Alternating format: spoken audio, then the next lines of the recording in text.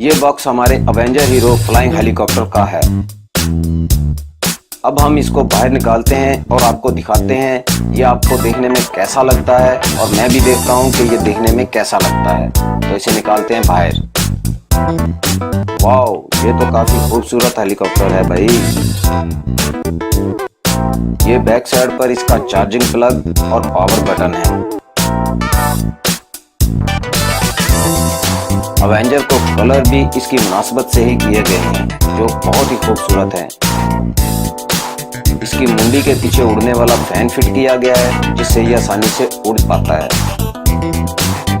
यह इसके साथ चार्जिंग तार दी गई है, इसे हम चार्जिंग अडाप्टर में प्लग करके इसे चार्ज कर सकते हैं। पावर बटन ऑन करने से इसके फैन चलना शुरू हो जाते हैं।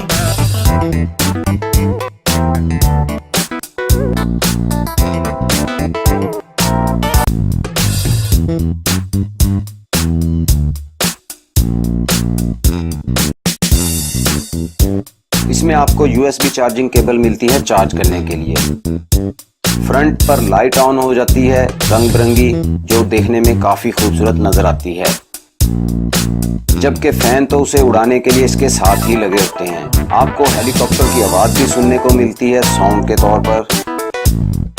वार्निंग में लिखा है कि ये 3 साल से कम उम्र के बच्चों के लिए ममनू है।